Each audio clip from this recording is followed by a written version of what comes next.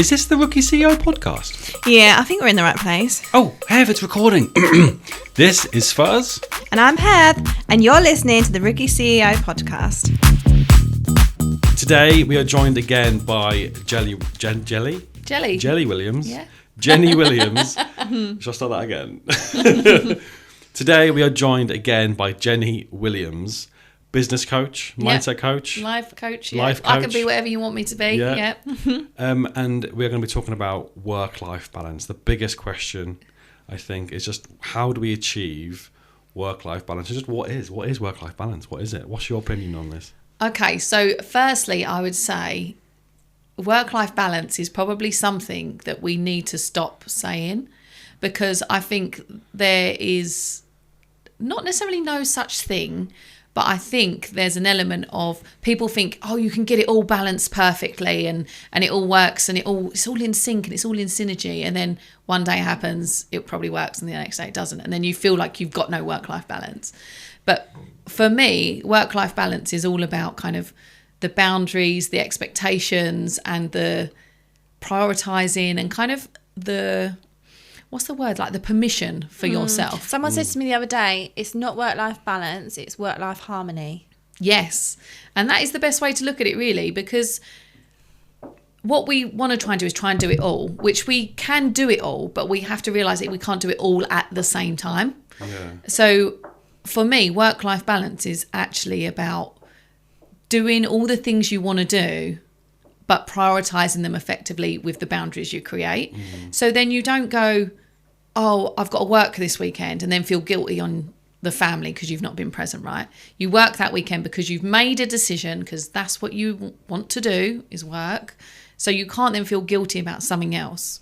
Something else there's always something that's got to give, no matter what you're doing. Yeah. But then there'll be elements when you'll be like, I want to go to the nativity play at school because my little one's, I don't know, Mary or whatever. And you're going, oh, I should really do a meeting. But no, I want to be there. So you then make a decision to go to the nativity play, but you don't feel guilty about not being at the meeting. It's all about actually giving yourself this permission to do all the things you want to do without the guilt layer underneath it. So you give yourself permission to do all of the things that you want to do and not feel guilty with the fact that, oh, just because I'm here, I should be there. And just because I'm going to the gym in my work day, I should feel guilty that I'm not at work. Like, no, all of it intertwines together, and it's all about it all linking. So whether you do go to the gym class at lunch, but then you do all your work around it, great. Like, that's your decision to do that, and that's your permission that you're giving yourself. But I think a lot of people kind of think, oh, you've got to have it all working out perfectly, and that's just not how it is. And sometimes you have to escalate more in work because there's more deadlines or stuff's coming up or whatever the time of the year it is. But then there'll be other times when you go, I need to be more present at home. So then actually you don't do as much work, but then you're okay with that because actually I haven't got any deadlines until the next few weeks. So I can give myself the harmony of doing all of it. Yeah. I think we're so ingrained from school, really, is like, we go to school 9 till 3, or then we get a job and we work 9 till 5, and we do Monday to Friday, and we do those kind of 8 hours, or we might have a lunch break if we're lucky, or eat at our desk. Like, that's kind of societal driven down to us of how work looks like. So we follow that format. But then why? Like you said in another episode, you are really good in the mornings. So there is nothing stopping you doing 7 till 3 if that's what you wanted to do. Or some people say, I get really creative at night. Well, don't work in the mornings then, work in the evenings and do the school drop off, or do something with the little one, or go to the gym, or whatever it is. On a Friday, I've been trying to finish my day at 3 at the latest, because I know on a Friday afternoon I'm not paying attention. I'm shut off. I'm already thinking about, I want to get home before the traffic starts. I'm already thinking about my weekend. So I'm like, oh, okay, I start earlier on a Monday anyway. Let me just finish early on a Friday, because I'm not doing any good work. I'm just staring at the screen, forcing myself feeling to be there, 'cause I feel demotivated. like I've got to be there. And I guess that is one of the pros, that when you're self-employed, you can choose your own schedule. And I see a lot of people on their email footers now will have kind of like, I might reply outside of conventional hours, but doesn't mean that you have to respond. I'm not expecting a response. And I think that's important I know I schedule a lot of emails. If I know if I've sent them outside of a normal kind of work day, I schedule them so they go out at a conventional time. So I don't want other people to feel like they have to respond outside of their time. So it's kind of being respectful of other people. Just because I want to work 7 till 3 doesn't mean that other people want to get an email at 7 a.m. Yeah. And I think it's also kind of, there's more, it seems to be, to me, there's more acceptance and expectation now that actually people are not available. I don't know, like you said, like people are putting it in their footers now and things like that. That's why I get really annoyed with phone calls, because they just expect you to be free to answer the phone. Yeah. And I'm like, hang on a minute, warning, please, first, and thank you. It's like nowadays, you don't expect like a friend to just knock on your door randomly. Yeah. It's not the 90s anymore, guys. Yeah. We have these tools in place. Do you know what though? What I find with unannounced phone calls is I feel like what you've done is you've just let yourself into my house. Yeah. And like you've come into my space because you've called me unannounced. Yeah. And I know it's really ridiculous because some people just need a quick response. And there's like, there's people that I would be like, yeah, absolutely no problem. Yeah. But when it's someone that I'm like, it's not a client or it's just random, I'm like, you can't just call me out of the blue. You've come into my space. Yeah. One thing that I actually continually to try and evolve with my phone is the focus modes, which they introduced, I think it was a couple of years ago. And it was only actually last week where I went, right, this time, if I'm at home, so you can do like a GPS, if I'm in my village actually, so if I'm walking the dog, it doesn't turn off. I do not get any notifications whatsoever unless it's to my personal number, which my colleagues and clients should not have. Yeah. And then you can just swipe up and look at the notifications if you want to, but you're choosing to rather than being interrupted in your day-to-day. And that has made a massive difference. Yes, I'm quite guilty of just randomly swiping, but I'm swiping on my own choice. Yes, and you're making the awareness before deciding. Yeah, I'm in control, really, yeah. I think that is important, especially like for me, I use Apple computer and laptop. Yeah. If you're not using that, the phone call will come up on my computer. So if I'm focused on something, it's instantly distracted me because it's come up and it's halted what I was in. So if I was editing a video and I was playing it, it's paused that because this is playing. So I think that is really important because I don't know, for my brain, if you pull me out of a hyperfocus, it will take me another 15 minutes to get back concentrating again. Well, they say that, don't they? Every time you kind of get distracted by a notification, it takes 20 minutes to get back into the full focus that you was in before that point.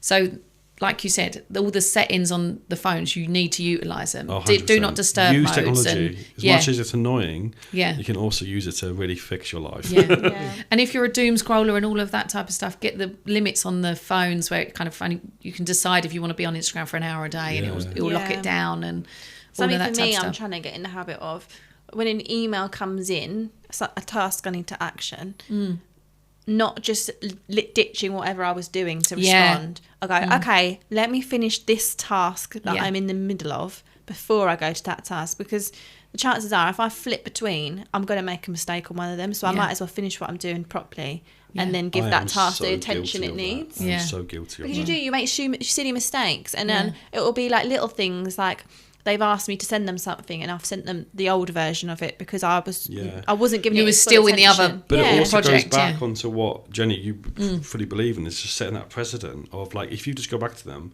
if you're in the middle of something but you've got back to them, you've set that precedent that you can just get back to them. And I'm actually stuck in that with a few clients at the moment because they want stuff done urgently and you've said yes, so in your head you're like, I don't want to let them down, but you've also got to make it clear that you have a life.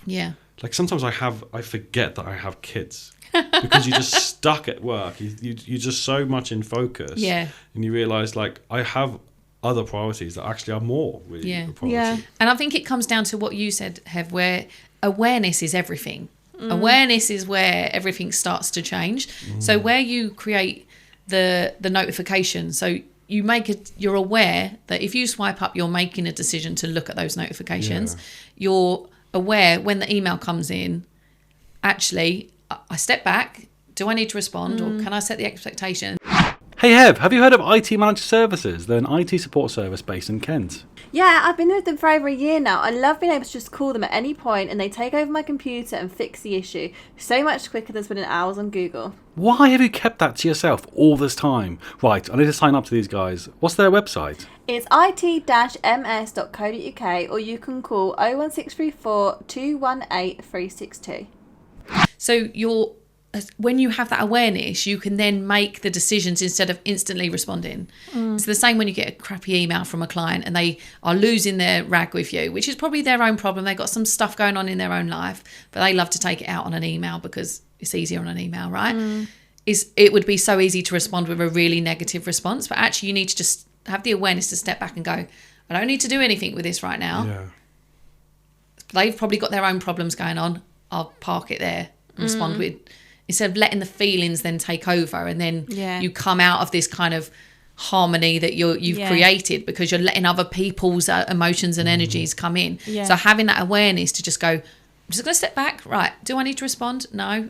Is it urgent? No. Can I get back to them on Monday? Probably. Yeah. It's I actually should do more of that. It's kind of doing that checklist in your own head though. Yeah. You don't have to kind of talk to yourself. Well, you can talk to yourself. Well, do you know if what I want. do? I write what I want to say into ChatGPT, and then I say, can you make this polite and take out anything that's offensive? Yeah, if it's a negative one. And then Yeah. and it's just one answer, Make no. this- yeah, Just the answer's just I cannot no. do that. I did that the other day, and I was like, this is what I want to say, but please make this professional. Take out anything offensive and make this constructive and positive in my usual happy tone. Good old That is so ChatGPT. And then I read it back and I was like, yeah, that is actually a really nice way of saying it. The thing is, now, I'm not sure. Utilise if the tools. One thing that I get really scared of with those sort of situations is where people can quite easily nowadays actually just copy and paste that into an AI checker to see whether AI wrote it or not. It's crazy. Those sort of things, like that's what I'm scared of. 'cause I No, think that's AI where you get the Grammarly plugin. I've got the Grammarly plugin on my phone, and it has the AI checker built in, and I go Do. through and I really amend because it flags up and highlights. Oh wow! Yeah, That's so I a good- AI my that's AI. a good tip.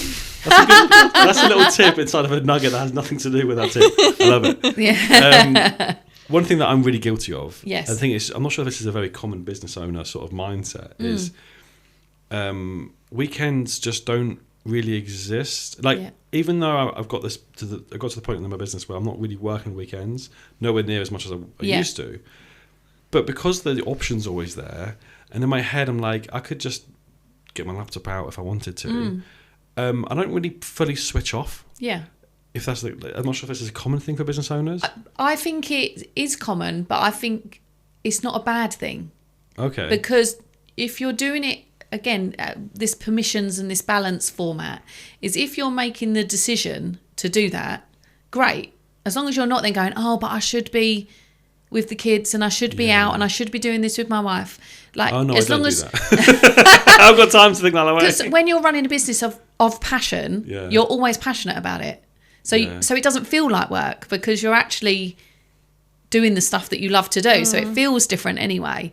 It's as long as you're not kind of going, oh, I'm just a workaholic, and then everything else Yeah. gets left behind. That's when the Yeah. problem It's finding that occurs. balance, definitely. Like, I've definitely been very guilty as well of over relaxing. So like, you work really hard in the week, Yeah. and you're like, oh, I want to go out tonight and enjoy myself, and then you just kind of regret that because you wake Yeah. up Saturday morning, Sunday morning, and you're just dehydrated. You've Yeah. not gone through the right sort of ways to really I don't think reward that's yourself. over relaxing. I think that's Alcoholism. Letting no, Yeah, it's I kind think of letting it's- off steam. Yeah, letting off steam. Okay, but if we, I'm talking about if you do that every single weekend. isn't Well, it? you're burning the candle at both ends, aren't Yeah, you? exactly. Yeah. Whereas finding that balance of like utilizing healthier ways to relax, like exercise, Yeah. or finding a hobby where you can switch off, where you're not thinking about work. Yeah. Yeah, Because I've got into I'm- pottery painting.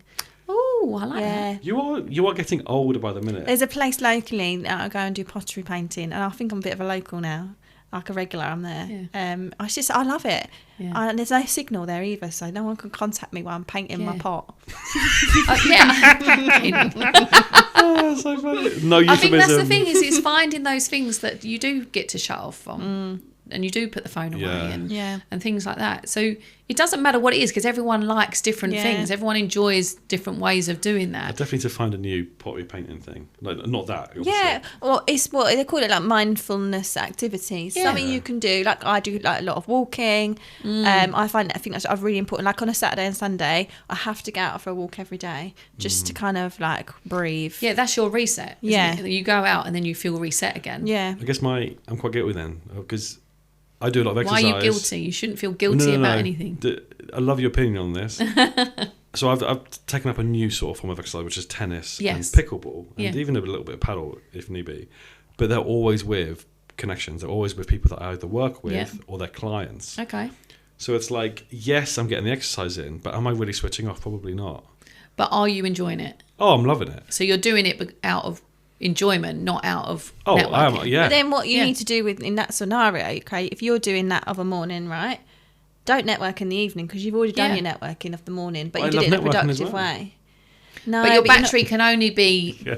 kind of I understand your that, yeah. your energy battery explodes because Yeah. you're so positive and you're around so much energy anyway Mm. that then exhaustion will hit, and that's when the letting off steam comes. Yeah. And then you kind of go, oh, I shouldn't have done that because that letting off steam didn't actually help me and it's made me feel worse. I think so. It's just being aware of just It's like the one extreme awareness to all the the time. other. Yeah.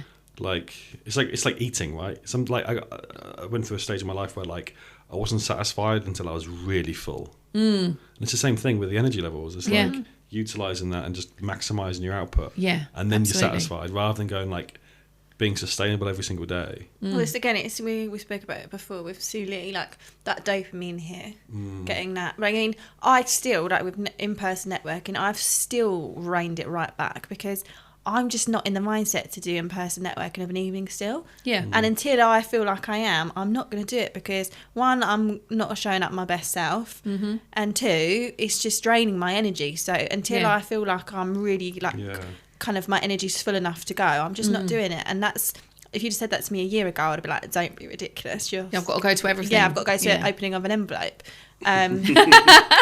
But I just, like I've said to you before, like you have to kind of value yourself first. Yeah. And then if that's bringing your energy up or maintaining your energy, then yeah, absolutely. But when it starts to drain your energy, you've got to go, okay, let's pause for a sec. And having that reflection of energy, isn't it? Is like when you're around people, you can tell if they're pulling your energy down or if they're boosting your energy up. So it's being consciously aware when you're doing different things. How do I feel when I'm there? Yeah. Do I feel like I'm shrinking, which means you're losing your energy? Do I feel like I can be myself? Your energy will increase. So then you start to make decisions on how does it make me feel, not what should I do. Yeah. What do I want to do based on how I feel about it? Yeah. Because when you go to the Rookie CEO, everyone feels great. Yeah. So that's why you're building momentum. More people are coming. Yeah. Whereas when you're at a networking event and it feels like your stomach's going, ugh, Yeah. I'm not sure, it's just going to drain your energy and it's not going to make you want to go. So not only do you not want to go, you're forcing yourself to become an energy that's not ready. Yeah, that's been a huge shift for me in the last 6 months. It's like sometimes actually you have to make the selfish decision 100%. of what you think is selfish. Yeah. It's not selfish, but it's what you think is selfish. Yeah. Because like you say, you can't pour from an empty cup. No. And I'm a big thing of I protect my energy first and everything else comes Yeah. after. But you was probably not like that probably a year and a No, half well, when you ago. met me, I was like Yeah. a quivering wreck in the corner. Well, and you're dealing with clients all the time. They were calling whilst we was in lunch and all of that type of I wasn't stuff. present at all. And No. I mean, I still, like when I'm in the office, Sam, you know, like I'm not present. Poor Katie in the office with us, she thought I hated her because when I'm in the zone, like I'm not present. Yeah. But I want to, when I'm in these sort of networking scenarios or stuff like this, that's when I want to be fully present. And to do that, I have to cut back on other stuff. Yeah. Definitely. No, yeah, I completely agree with you. Well, we're going to end the episode with 3 tips then. Okay. The title of the episode is "What is Work-Life Balance?" Yeah. I know that really isn't kind of in your vocabulary, but I talk about it a lot, but I think Yeah. it's people, people like kind of like relate to it. Yeah. But what are 3 tips on how people can make their sort of like balance more sustainable for them? Okay, so I would say energy. So like what we just said about really assessing where your energy is kind of growing and where it's draining, start to strip some of that out. Because you're probably doing stuff, especially even with life things, you'll be doing things in the weekend that you don't really want to do. Like if they're not exciting you, you don't have to go to it. No one is forcing you. So I think we do things because we should for the family and we should do this and we should do that, and then we go, we're depleted of energy and we have no energy because I've given it to everybody else. Yeah. And so look at the energies across everything. How do you feel about all of the different things that you do? Same with your family. Like, what's your wife doing that actually is draining her energy? She needs to cut it out and just not do it because It's actually quite personal, Jenny, but that's fine. I'm joking. you. No, but it's the same with kids. Like, they do hobbies and you're forcing them to do the hobbies because, I don't know, might have been a dancer before, so I'm forcing you to be a dancer. Yeah. But actually, if their energy is not there, you're just forcing them to do something that, and then they'll think, oh, this is how I should feel when I'm older. I feel like I should do it because that's what you should do. Whereas if I said, what makes you excited, Isabel? What do you want to do? And we go down that route, they're more excited to do it than they are going, come on, you've got to come dancing. And she's like, I don't want to go. And you're thinking, what am I wasting my time with? So energy's across the board. Permissions, you can do whatever you want to do. Just make sure you're not feeling guilt, like the permission, not the guilt. You're allowing yourself to do it, not feeling guilty because you are doing it. That's a big one, And your business can look however you want it to be. So stop the comparison, because comparison is the thief of joy, as they say, because it is. If you're comparing yourself to the next person that you think's great, it's great to get ideas from them, but not to compare how their success is going, because their success is different to your success. Like my success now is not about money. It's about time. It's about freedom. It's about presence and all of that type of stuff. But I've had to spend a lot of time reflecting on what success looks like to me, because I've had the ego bashing me going, it's all about the money. It's all about the success. It's all about the growth. But actually, when I've worked on myself with the self-development stuff, you then kind of go, actually, that's not what success is to me. Yeah. And we've obviously had that on the mirror before, haven't we? What is success and stuff. Thank you so much, Jenny, for joining us again. Yes, Those are thank you 3 so amazing much. tips. And listen again next week. Yes, amazing. Thank you. Thank you. Bye.